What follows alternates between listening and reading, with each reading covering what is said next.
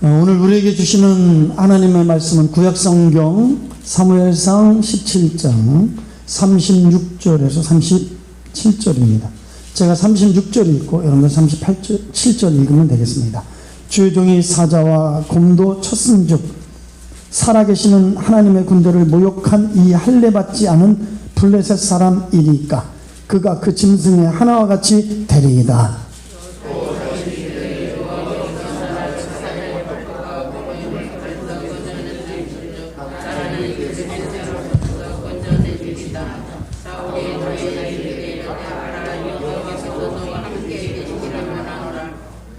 할렐루야. 오늘도 2월달 마지막 주일입니다. 참 시간이 빨리 갑니다. 오늘도 변함없이 주님 사랑해서 또 이렇게 주님 제단에 나와서 또 온라인으로 주일 성사하시는 여러분들의 가정과 삶 속에 하나님의 은혜와 능력과 축복이 함께 하시기를 축원합니다. 우리 옆사람에게 참 잘 오셨습니다. 당신에게 좋은 일이 일어날 줄 믿습니다. 하나님의 은혜가 당신에게 임할 줄 믿습니다. 먼저 여러분들에게 그림 하나 보여드리겠습니다. 이 그림은 1923년 일본 강동 대지진 사진입니다. 이 지진으로 약 한 강도 8 정도 되는데요. 동경의 반 이상이 죽었어요. 그 일본 역사상 최악의 지진으로 약 10만 명 이상이 사망을 당하고요. 많은 건물들이 이렇게 보시다시피 무너져 내렸습니다. 그런데 모든 건물들이 다 손상을 입고 무너질 때 유일하게 끄떡없었던 한 건물이 있었습니다. 이 건물이 임페리얼 호텔입니다. 이 건물 덕분에 그 안에 있었던 모든 사람은 목숨을 건지게 됩니다. 이 건물을 건축한 사람은 당시 데이코쿠 호텔의 총지배인 하야시 아이사쿠라고 하는 일본 지배인이 미국 건축가인 프랭크 라이트에게 부탁을 했어요. 든든하게 져달라고 건축을 부탁하게 됩니다. 그래서 이 프랭크 라이트는 일본의 지진을 생각하면서 아주 든든하게 졌어요. 그 기초 공사만 해도 2년이 걸려요.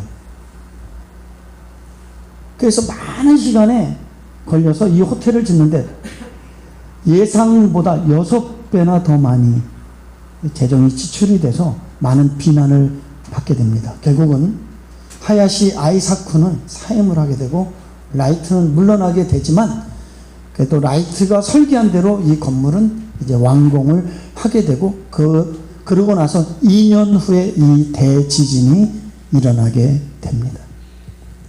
많은 사람들이 이 많은 비용 때문에 또 오래 걸린다는 시간 때문에 비난하고 그리고 그 사람들을 이제 이렇게 핍박했지만 끝까지 소신을 가지고 새로운 건축 시도와 도전을 통해서 무엇보다도 철저히 기초공사를 든든히 하고 그의 헌신과 집념으로 결국은 이 건물을 완성하게 되었는데 이 대지진 때 그 진가가 드러나서 결국은 이 건물을 통해서 많은 사람들이 재산과 인명 피해를 줄일 수 있게 되었고 후에 나중에는 이 건물이 또 재본부가 되어서 많은 도움을 주게 되고요.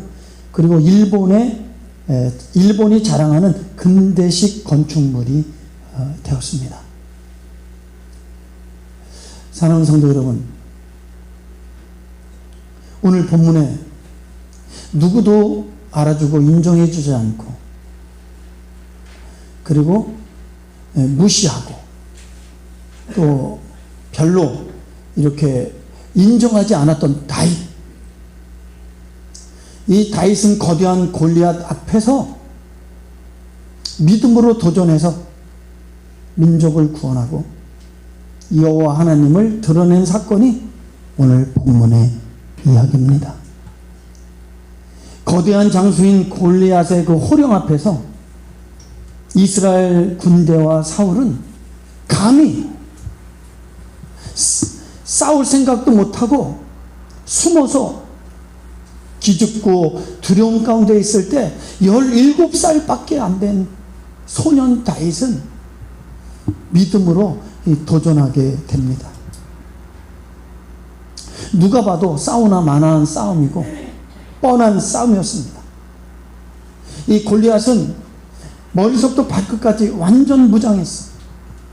그리고 창과 방패를 들고 나왔습니다.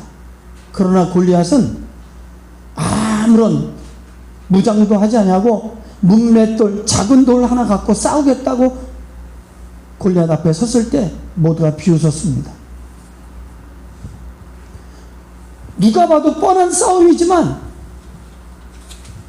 모든 사람의 예상을 뒤엎고 다윗은 단 한 번에 끝내버립니다. 이해할 수 없는 이 싸움 속에 시작과 끝에 하나님이 계셨습니다. 우리는 이 이야기를 통해서 어린 다윗이 어떻게 그 어마어마한 골리앗과 맞서서 싸울 용기가 생겼을까? 이것이 오늘 본문의 말씀의 핵심입니다. 그것은 첫째, 하나님의 사람이라고 하는 정체성이 분명했기 때문입니다. 다윗은 무엇보다도 내가 누구인지를 분명히 알았습니다. 내가 누구인지를 분명히 아는 것이 싸움의 시작과 끝을 결정합니다. 흥미있는 것은 이 다윗과 골리앗의 싸움은 시시하게 한 방에 끝나버립니다. 다윗과 골리앗의 싸움에 대한 장면은 간단하게 기록되어 있어요. 그렇지만 그 싸움 이전의 내용은 아주 자세하게 세세하게 기록되어 있습니다. 왜 그럴까요? 다윗이 어떤 사람인 것을 알려주기 위해서. 다윗은 한마디로 하나님께 속한 하나님의 사람이었습니다. 하나님의 사람만이 위기를 기회로 바꿀 수 있고 하나님의 사람만이 믿음으로 도전해서 하나님을 나타낼 수 있는 줄 믿습니다. 모든 도전의 시작은 자기의 정체성을 분명히 아는 것입니다. 다윗은 자신이 누구인지를 분명히 알고 있었습니다. 그래서 골리앗을 향해서 도전할 수 있었고 싸워서 승리할 수 있었던 것입니다. 오늘 본문의 말씀 가운데 45절을 한번 읽어보겠습니다. 다윗이 블레셋 사람에게 이르되 너는 칼과 창과 단창으로 내게 나아오거니와 나는 만군의 여호와의 이름 곧 내가 모욕하는 이스라엘 군대의 하나님의 이름으로 내가 나아가노라. 골리앗은 세상의 무기의 힘, 자기가 갖고 있는 능력으로 이 전쟁터에 이 싸움에 나왔습니다. 근데 다윗은 무엇으로 나간다고 말하고 있습니까? 이스라엘 군대의 하나님의 이름으로 내가 나아가노라 그랬어. 그러니까 자기가 나는 하나님께 속한 하나님의 군대의 신분으로 나간다. 나는 하나님의 군대다. 이렇게 얘기합니다. 또 여러분 26절 한번 읽어볼까요? 다윗이 곁에 서 있는 사람들에게 말하여 이르되 이 블레셋 사람을 죽여 이스라엘의 치욕을 제거하는 사람에게는 어떠한 대우를 하겠느냐? 이 할례받지 않는 블레셋 사람이 누구이기에 살아계시는 하나님의 군대를 모욕하겠느냐? 그러니까 다윗은 자기가 할례받은 자의 신분으로 나간다 이렇게 얘기합니다. 이 할례받았다라는 구약적인 의미는 아브라함의 후손이다. 하나님께 선택받은 하나님의 백성이라는 뜻을 갖고 있어요. 그래서 이 다윗은 골리앗을 뭐라고 표현하냐면 할례 받지 못한 자, 자기는 할례 받은 자로 선포합니다. 그러니까 자신은 언약의 백성이고 아브라함의 자손이며 하나님께 속한 하나님의 사람이다라고 선포하는 거예요. 여러분, 그런데 사울과 이스라엘 군대는 자기들이 하나님의 정체성을 상실했어요. 하나님의 군대임에도 불구하고, 할례 받은 하나님의 백성임에도 불구하고 하나님의 사람이라는 것을 상실했어요. 망각했어요. 잃어버렸어요. 여러분, 여기서 우리가 깨달아야 될 진리는 하나님의 사람이 하나님의 사람이라는 정체성을 망각하거나 잃어버리면 믿음의 도전을 멈출 수밖에 없고 결국은 어떻게 해요? 이렇게 실패의 자리로 떨어질 수밖에 없다. 성도도 마찬가지입니다. 예수 믿고 예수 그리스도의 십자가 부활의 은혜로 은혜를 받고 예수 그리스도를 나의 구세주와 주님으로 믿은 사람은 하나님의 백성입니다. 하나님의 나라의 시민입니다. 하나님께 속한 하나님의 사람인 줄 믿으시면 아멘 합시다. 내가 하나님의 사람이라고 하는 자부심, 이 정체성을 잃어버리면 신앙의 실패, 삶의 실패로 떨어질 수밖에 없다는 사실을 우리는 명심해야 됩니다.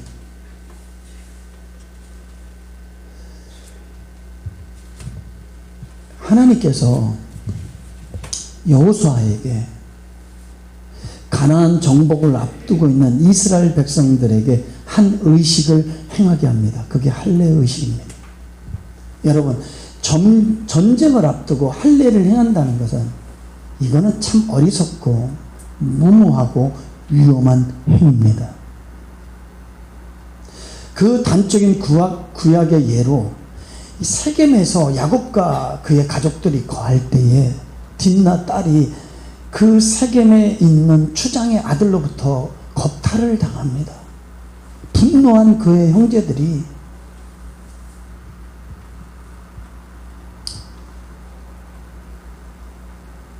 원수를 갖기 위하여 전략을 세우는데 거짓으로 이제 청약하겠다고 해놓고 그러기 위해서는 결혼하기 위해서는 할례를 행해야 된다고 하고 세겜 땅에 있는 청년들을 할례를 시켜요.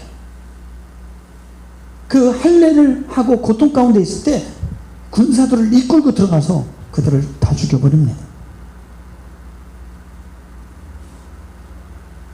그들이 숫자적으로도 우세하고 전투력으로나 모든 환경적으로 봤을 때 이 전쟁은 이길 수 없지만 할례 중에 고통 중에 있었기 때문에 싸워보지도 않고 다 그들이 죽습니다. 그러면 하나님은 가나안 정복을 앞두고 왜 할례를 하도록 하셨을까요? 너는 하나님의 백성인 것이라는 것을 잃어버리지 말아라. 자신들이 누구인지 다시 한번 되새기고 항상 잊지 않도록 하기 위해서 할례를 행하게 했습니다. 맞습니다. 유태인들은 화장실을 갈 때, 목욕을 할 때 자기의 신체 일부를 보면서 내가 선택받은 하나님의 백성인 것을 자각하며 살았습니다. 어떤 상황에 어떤 핍박, 어떤 고통을 당하고 어떤 어려움을 당해도 나는 하나님의 사람이다. 하나님의 선택된 하나님의 백성, 만군의 여호와 우리의 하나님이시다. 그 하나님은 우리와 함께 하신다. 그 하나님이 우리와 함께 하시면 우리는 이길 수 있다. 이 정체성이 세계적인 유태인들이 이 모든 싸움에서 승리의 원인인 것입니다. 자신이 누구인 줄을 아는 것은 당장 싸움터에 뛰어드는 것보다 훨씬 중요합니다. 여러분들이 저 세상에 이 전쟁터 같은 이 세상, 이 경쟁 시대에 여러분들이 이 세상에 나가서 일하는 것보다도 더 중요한 것은 내가 누구인지를 바로 알고 나가는 것이 더 귀하고 소중합니다. 자신이 누구인지를 알아야 우리보다도 얼등한 안악자성이 있고 7 족속이 있는 저 족속을 향하여 전쟁을 치를 수 있고 주눅들지 않고 싸워 승리할 수 있을 수 있기 때문인 줄 믿습니다. 다윗, 구약을 대표하고 이스라엘의 가장 존경받는 인물입니다. 그의 승리의 원동력은 나는 하나님의 사람이다. 평생 이것을 가슴에 새기며 잊지 않고 살았기 때문에 이렇게 위대한 인물이 되었습니다. 그 증거로 다윗이 인생의 항온의 마지막 죽음이 임박해 오는 순간에 이런 고백을 합니다. 사무엘하 23장 1절. 이는 다윗의 마지막 말이라. 이새의 아들 다윗이 말하며 높이 세워진 자 야곱의 하나님께로부터 기름 부음을 받은 자 이스라엘의 노래 잘하는 자가 말하노라. 여러분 보세요. 자기를 나는 이새의 아들이었다 이렇게 얘기합니다. 이새의 막내 아들. 그러나 난 이새의 아들로만 살지 않았고 하나님께 기름 부음을 받은 자 야곱의 하나님으로부터 기름 부음을 받은 자로 살았다고 고백합니다. 기름 부음 받았다는 건 구약의 하나님의 개념은 특별한 사람들에게 하나님이 특별하게 하나님의 특별한 사명을 위해서 선택받은 사람, 하나님의 사람입니다. 다윗은 왕가의 사람이 아니에요. 보잘것없는 목동 출신이었습니다. 그러나 하나님으로부터 내가 기름 부음을 받았다. 하나님의 은혜로 기름을 부음받아 왕이 되었음을 고백하면서 평생 나는 하나님으로부터 기름 부음 받은 하나님의 사람이라고 하는 이 정체성을 가슴에 새기며 평생 살았다고 고백하고 있습니다. 다윗은 들판에서 어릴 때 목동으로 살았을 때나 골리앗 앞에 나가서 싸움할 때나 아니면 수많은 여러분 전쟁을 치를 때나 왕이 되어서 이스라엘 백성을 통치할 때나 항상 변함없이 하나님께 속한 나는 하나님의 사람이다 라고는 이 정체성을 잃어버리지 않았습니다. 근데 성경의 그 구약의 위대한 인물들을 살펴보면 뭐 요셉, 다니엘, 아브라함, 모세 이 사람들도 공통적으로 보면 그 모든 사람들이 바로 똑같이 하나님의 사람이라고 하는 구별된 삶을 사는 줄 믿으시면 아멘 합시다. 우리도 믿음의 선조들처럼 복되고 승리의 삶을 살기 위해서 우리도 하나님의 사람이라고 하는 이 정체성을 분명히 갖고 살아야 될 줄 믿습니다. 우리는 사춘기를 힘든 시기라고 말합니다. 육체의 성장에 비해서 마음이 그거를 따라가지 못해서 정체성의 혼돈의 시대라고 말해서 질풍노동의 시대라고 말합니다. 모든 것이 혼돈되는 거예요. 한마디로 뭐냐면 정체성이 세워지지 못할 때 이렇게 우리의 삶이 혼돈된 삶을 살 수 있습니다. 우리 그리스도인의 삶도 마찬가지예요. 우리도 분명하게 하나님을 믿는 하나님의 성도로서 정체성이 분명하지 않으면 혼란스러울 수밖에 없어요. 내가 전 상황에 이리저리 흔들리고 사람 때문에 흔들리고 세상 유혹에 흔들리고 마귀의 시험에 무너집니다. 누가 이 세상을 향하여 도전할 수 있습니까? 이 세상을 향하여 도전하여 하나님을 나타낼 수 있습니까? 하나님의 사람이라고 하는 정체성이 분명한 사람.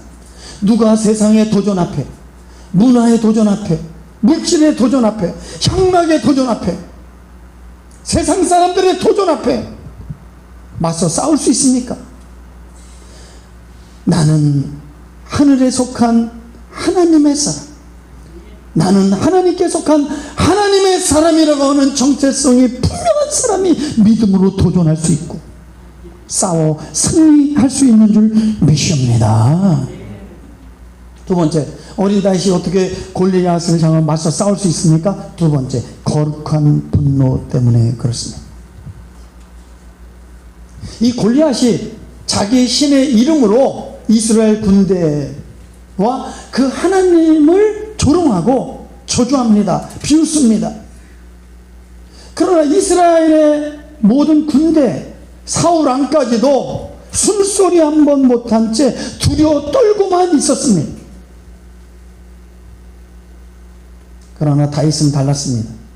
26절, 다윗이 곁에 서 있는 사람들에게 말하여 이르되 이 블레셋 사람을 죽여 이스라엘의 치욕을 제거하는 사람에게는 어떤 대우를 하겠느냐. 이 할례받지 않은 블레셋 사람이 누구이기에 살아계시는 하나님의 군대를 모욕하겠느냐. 다윗의 마음속에 거룩한 분노가, 막 피가 거꾸로 쏟아 용수숨 치는 거예요. 뭐 때문에? 야망 때문에 그렇습니까? 아닙니다. 영웅심 때문에 그렇습니까? 아닙니다. 자기가 기름 부음받아 이 전쟁에 승리해서 전쟁을 승리로 이끌어 장차 야망 성취를 위한 발판을 만들기 위해서 그랬습니까? 사울에게 잘 보여 사위가 되기 위해서 그랬습니까? 아니면 이 전쟁에 승리해서 상금을 받아 부모님께 효도하기 위해서 도전한 것입니까? 아닙니다. 그런 건 안중에도 없습니다. 단지 감히 할례받지 못한 자가 하나님의 이름을 짓밟고 있는 것을 두고 볼 수가 없는 것입니다. 도저히 용서할 수 없는 이 골리앗을 향하여 하나님의 이름으로 응징하기 위해서 담대히 도전한 줄 믿습니다. 다윗은 야망의 사람이 아니라 비전의 사람입니다. 야망은 자기로부터 오고 자기를 드러내고 자기의 영광을 나타내고 자기의 이름을 나타냅니다. 비전은 하나님께로부터 오는 것이고 비전은 하나님을 드러내는 것입니다. 비전의 시작은 하나님이시고 비전의 완성도 하나님이 하시는 것입니다. 비전 성취의 목적은 하나님의 이름을 나타내는 것이고 하나님께 영광 돌리는 것인 줄 믿습니다. 비전 성취를 위해서는 헌신이 필요합니다. 비전 성취를 위해서 중요한 것은 비전에 대한 확신, 그리고 그 비전을 이루기 위해서 가장 중요한 것은 믿음이 있어야 되는 것입니다. 다윗은 믿음으로 도전하여 골리앗을 물리치고 여호와의 이름을 빛낸 다윗, 그리고 그 보상으로 후에 재물과 왕의 사이가 되는 복을 허락하셨습니다. 너희는 먼저 그 나라와 그 일을 구하면 이 모든 것을 더해 주시리라. 예수님께서도 거룩한 분노가 있었어요. 성전에 올라갔는데 그 성전이 장사구 소굴이 되었어요. 마가복음 11장 17절 너희는 강도의 소굴을 만들었도다. 노군으로 채찍을 그 온유하신 분이 분을 일으키며 그들을 성전에서 내쫓았습니다. 사도 바울도 거룩한 분노가 있었어요. 사도행전 17장 16절 바울이 아덴에서 그들을 기다리다가 그 성에 우상이 가득한 것을 보고 마음에 격분하여, 이 격분했다는 말은 파로시스라는 의학적인 용어인데 간질병으로 막 발작하듯이 막 노를 바라는 거예요. 근데 사도 바울이 가졌던 이 분노는 인간적인 분노가 아닙니다. 육체적인 분노가 아니에요. 거룩한 분노입니다. 죄에 대한 분노, 우상에 대한 영적인 분노, 거룩한 분노입니다. 우리는 먼저 철저히 점검해야 돼요. 내 안에 있는 분노가 인간적인 분노인가, 거룩한 분노인가, 이걸 먼저 분별해야 돼요. 거룩한 분노는 하나님이 함께 하셔서 역사하지만 인간적인 분노는 도리어 재앙이 임하고 저주가 임합니다. 하나님의 사람이라면 다윗처럼 우리 속에 거룩한 분노가 살아있어야 될 줄 믿습니다. 근데 거룩한 분노를 갖는 것도 중요하지만 그거를 표출하는 방식은 더 중요합니다. 그럼 이 거룩한 분노를 어떻게 표출해야 됩니까? 구약의 잘못된 표출을 얘기를 들으면 방금 얘기한 것처럼 자기 동생이 강간을 당해서 분노하게 되죠. 이건 인간적인 분노예요. 그걸 어떻게 표출했어요? 살인으로 표출했어요. 그래서 어떻게 됐어요? 주변의 동맹국들로 인하여 온 가족이 몰살 당하는 위험에 처하게 됩니다. 방식이 잘못된 거죠.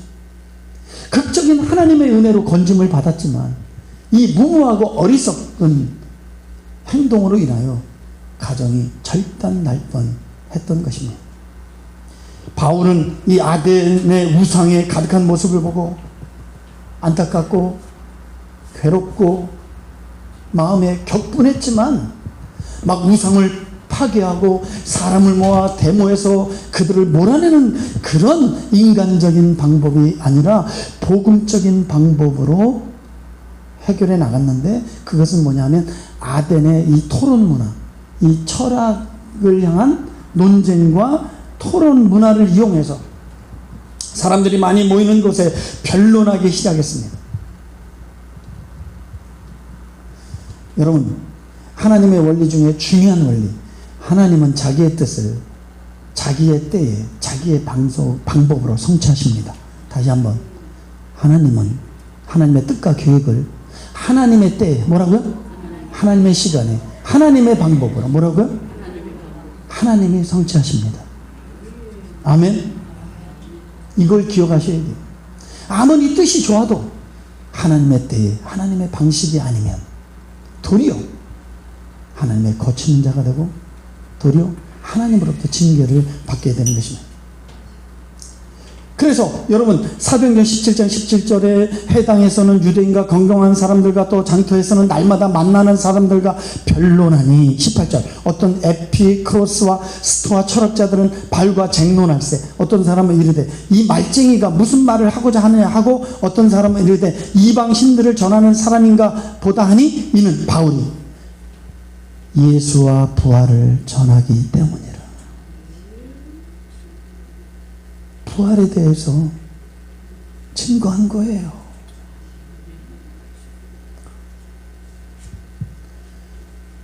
소수의 사람들만 복음을 받아들였지만 대다수의 사람들은 비웃고 조롱했습니다. 여기서 중요한 것은 분노를 표출했던 방식, 복음적인 방식으로 분노를 표출했습니다.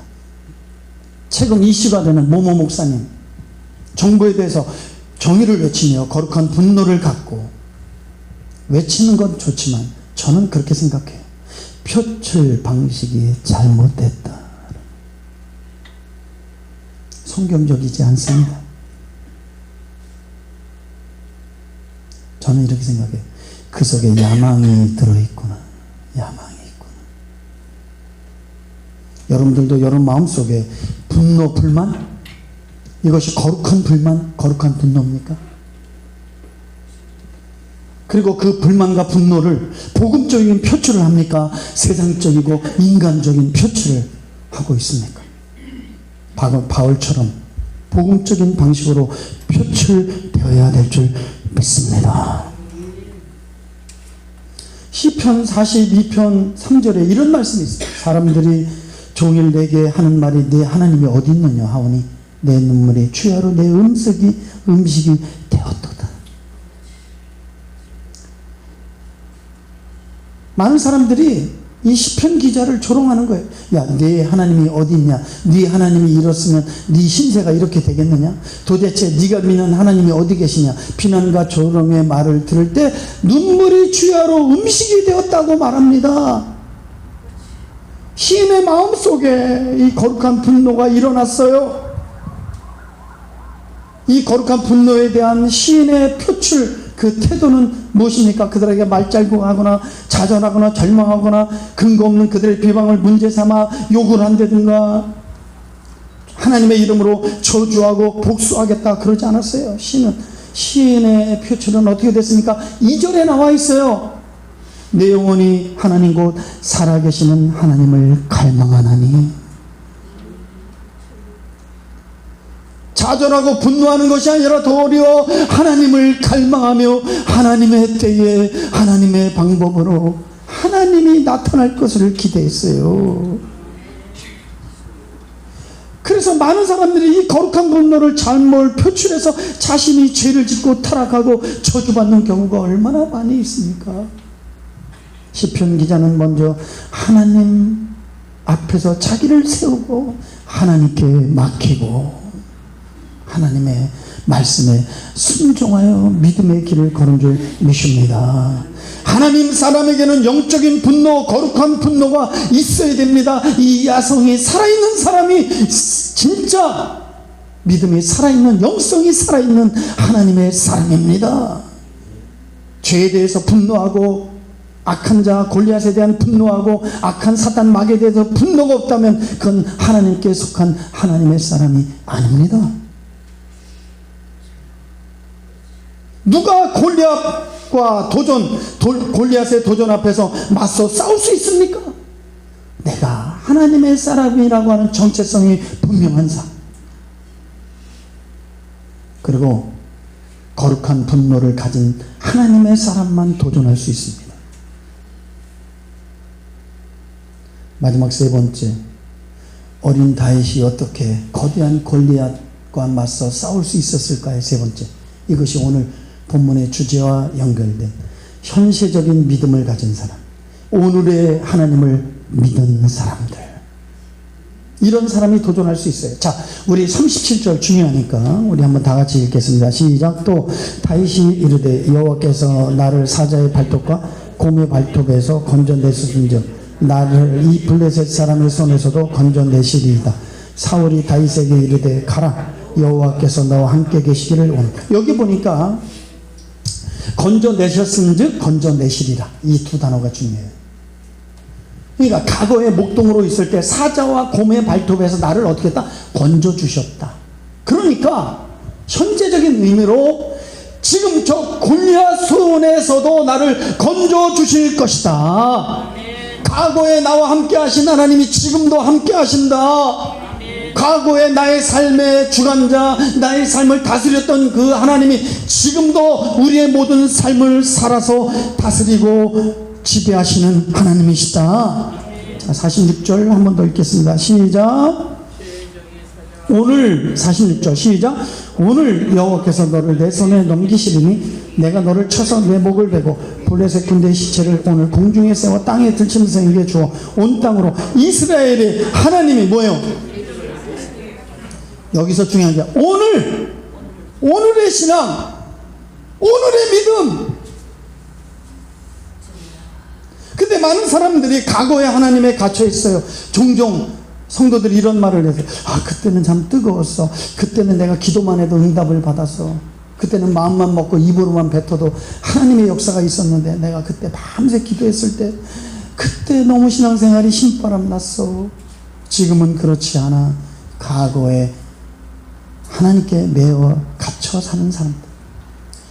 우리의 신앙은 현재 진행형이 되지 못하면 과거에 머물러 있으면 사울과 이스라엘 군대처럼 무능하고 무기력하고 사단과 마귀와 귀신에게 당하고 환경의 지배를 받아 영육간의 실패의 자리에 떨어지는 것입니다. 하나님은 과거에만 역사하시는 하나님이 아니라 지금 이 순간에도 우리와 함께 하시고 역사하시는 하나님인 줄 믿습니다. 성경은 구원을 세 가지 시제로 얘기해요. 구원. 그래서 과거의 구원, 현재의 구원, 미래의 구원. 잘 들어보세요. 과거의 구원은 칭의 구원이라고 말해요. 이게 뭐냐면 예수님을 어느 순간에 여러분들도 이제 그리스도 안에 들어온 사건이 있었을 거예요. 예수 그리스도를 나의 구세주와 주님으로 믿고 거듭나고 중생하여 하나님의 자녀가 되는 순간이, 그게 바로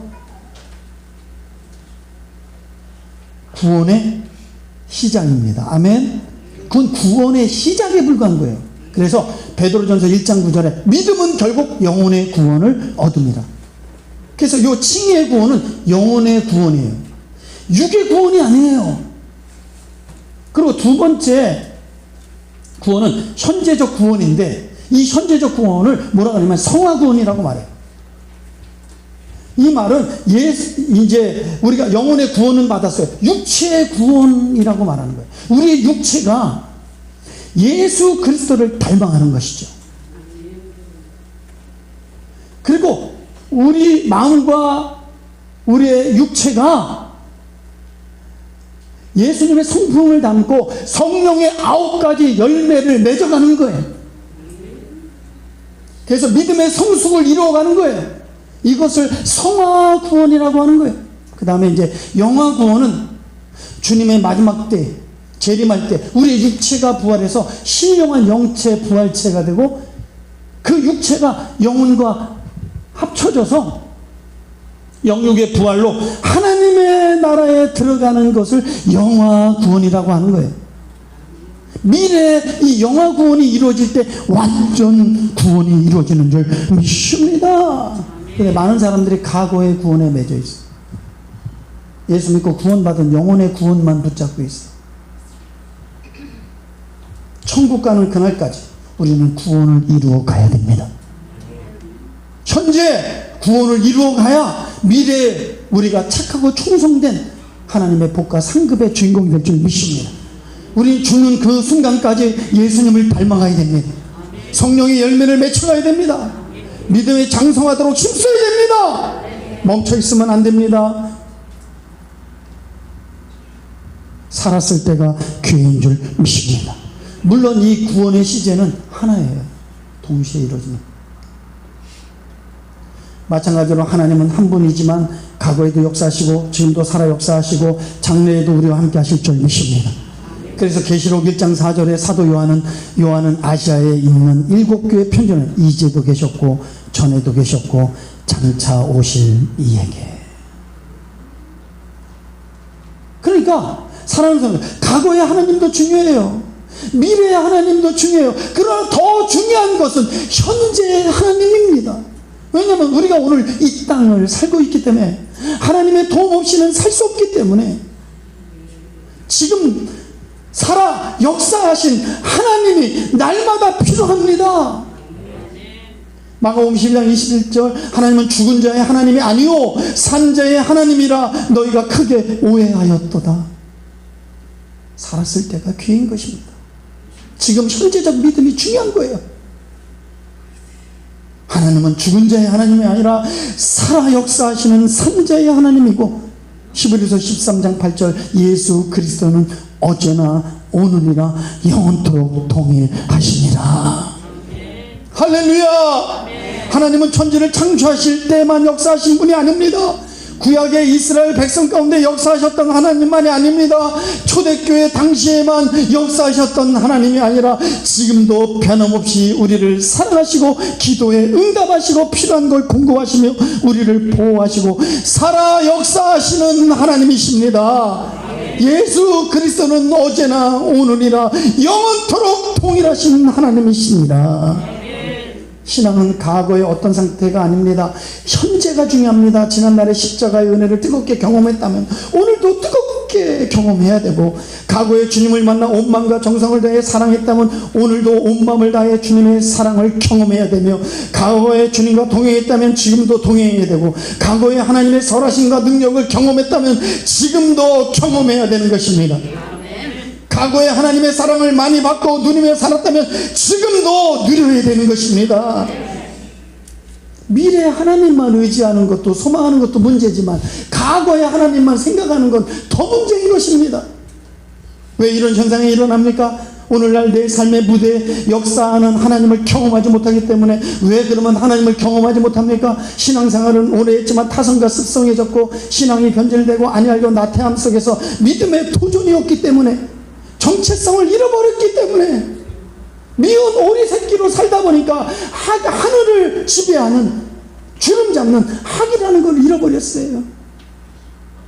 어느 날 미운 오리 새끼가 학이 날아가는 것을 보면서 나도 날고 싶다. 근데 자기의 모습과 똑같은 거야. 그럼 나도 날 수 있어. 자기 자가. 우리는 땅에 살지만 하늘에 속한 하나님의 사람인 줄 믿습니다. 오늘날 현재 하나님을 왜 만나지 못합니까? 하나님의 말씀대로 믿지 못하기 때문에, 하나님의 말씀대로 살지 못하기 때문에. 이런 말이 있어요. 이사야 55장 10절에 이는 비와 눈이 하늘로부터 내려서 그리로 되돌아가지 아니하고 땅을 적셔서 소치 나게 하며 싹이 나게 하여 파종하는 자에게는 종자를 주며 먹는 자에게는 양식을 준과 같이 내 입에서 나가는 말 이와 같이 헛되이 내게로 돌아오지 않고 나의 기뻐하는 뜻을 이루며 내가 보낸 일에 형통하리라. 비가 내려도 헛되이 흐르는 일이 없고 싹을 내고 잎을 내고 열매를 맺힌 것처럼 하나님의 말씀도 헛됨이 없는 줄 믿으시면 아멘 합시다. 하나님의 말씀은 헛됨이 없고 전능자의 말씀, 반드시 성취되는 하나님의 말씀. 그러나 성도들이 하나님의 말씀을 머리로만 듣습니다. 그래서 유산시켜버려요. 이 말씀을 붙잡고 믿음으로 도전하지 않습니다. 마가복음 9장 27절 이르시되 기도 외에는 다른 곳으로 이런 유가 나갈 수 없느니라. 기도해야 됩니다. 마태복음 28장 20절 그런 정도는 너희는 하나님께 너희는 모든 걸 가르쳐 지키게 하라. 세상 끝날까지 너희와 함께 하시리라. 어떤 장소에서도 하나님은 함께 하십니다. 야고보서 4장 7절 그런 중 너희는 하나님께 복종할지어다 마귀를 대적하라. 그러면 너희를 피하리라. 예수님의 이름으로 마귀를 쫓아내야 될 줄 믿습니다. 우리가 하나님의 말씀을 믿는다면 우리도 다윗처럼 물맷돌을 듣고 골리앗 앞으로 맞서 싸워야 됩니다. 도망가고 피하고 숨지 말고 이 핑계 저 핑계 합리하지 말고 하나님의 말씀을 믿는다면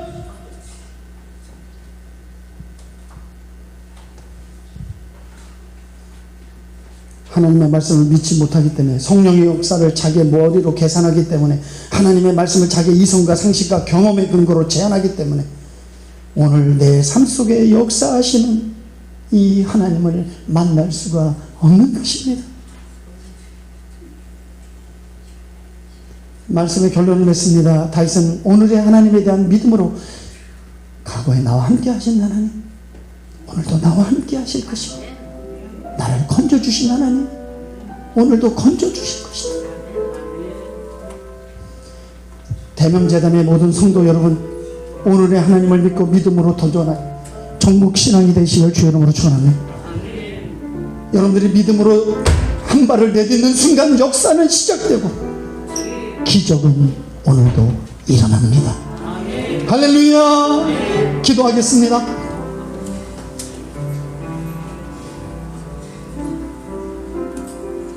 오늘 이 말씀이 내 영혼을 깨어나게 하시기를 원합니다.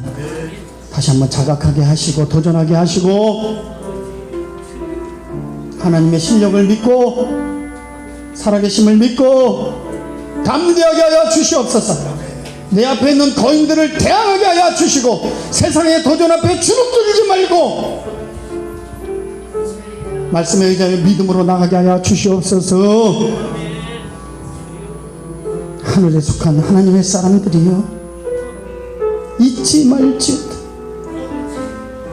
예수 그리스도의 십자가와 부활 장차받을 그 하늘의 영광을 잊지 말고 빼앗기지 말고 변함없는 믿음으로 절로 역정의 길을 걸을지어다. 하나님이 저들과 함께 할 줄 믿습니다. 1분만 기도하겠습니다. 주여 주여 주여. 나의 기도를 들으시는 우리 성도들 믿음으로 도전하게 하시고 하나님 다시 한번 살아있는 하나님의 믿음을 소유하게 도와주시고 거룩한 분노를 갖게 하여 주시옵소서. 현재 하나님을 믿고 도전하게 하여 주옵소서. 하나님이 나와 함께 하심을 믿게 하옵소서. 하나님의 사람인 것을 알고 도전하게 하여 주옵소서. 아버지의 뜻이 이루어지기를 원합니다. 주여 저들의 영혼을 열어 하나님의 정체성을 분명히 알고 나의 주인 되신 하나님 앞에 겸손하게 주님을 따르면서 소망하며 믿음으로 나아가게 도와주시옵소서. 하나님이 저들과 함께 하실 줄 믿습니다. 예수님의 이름으로 간절히 기도합나이다. 내 마음이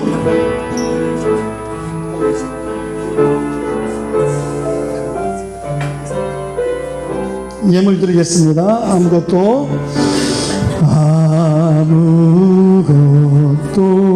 드려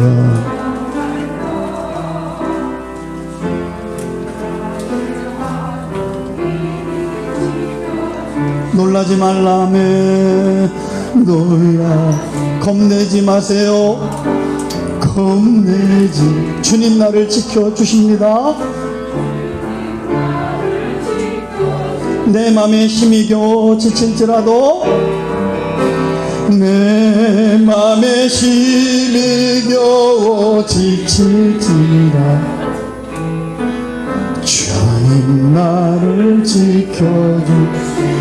아멘. 세상의 험한 풍파, 세상의 험한 풍파 못들 때도 주님 나를 지켜주시네. 주님 나의 산소. 아멘. 주 나의 요새. 주님은 나의 소망, 나의 힘이 되시며. 두 손을 가슴에 두고. 하나님은 여러분들을 사랑하시고 여러분들을 사랑해서 독생자 예수 그리스도를 주셨습니다. 성령도 주셨습니다. 약속의 모든 약속을 기업이 되게 하셨습니다. 영생도 주셨습니다. 너 하나님의 사람아, 먹고 사는 것 때문에 잊지 말아라. 사랑과 환경 때문에, 시험 때문에, 고난 때문에 변질되지 말고 이탈하지 말아라. 하나님의 사람아, 정체성을 알고 도전해라. 나를 나타내라. 보여줘라. 오늘도 다윗과 같은 사람을 찾는 줄 믿습니다. 이 사람만 모든 장애를 극복하고 승리의 사람이 될 줄 믿습니다. 저들의 마음속에 있는 두려움은 떠나갈지어다. 불안은 떠나갈지어다. 염려는 떠나갈지어다. 의심은 떠나갈지어다. 낙심은 떠나갈지어다. 사람 때문에 실망하고 마음속의 분노, 복음적인 분노로 바꿔주시고 복음적인 표출로 너도 살고 나도 살고 하나님의 이름에 영광되는 지혜로운 성도들 되게 하옵소서. 드린 예물 축복하며 복음을 위하여 값지게 우리 교회가 남산 사동 적어도 먹을 것이 없어 굶주리는 사람이 없게 해주세요. 돈이 없어서 학교 못 가는 사람이 없게 해주세요. 정말 교회다운 교회, 살아있는 교회, 모으고 싶은 교회, 칭찬하는 교회, 초대교회, 원형의 교회를 회복시켜 주시고 우리 모두 다 자기를 내려놓고 우리 예수님만을 높이는 교회 되게 도와주시고 자기를 부인하고 십자가만을 치는 주님의 참 제자들 되게 하옵소서. 이제는 우리 주 예수 그리스도의 은혜와 하나님 아버지 만국하신 사랑하시는 것 성령의 내주가마 역사 인도하시니 지금부터 영원토록 함께 하실지어다.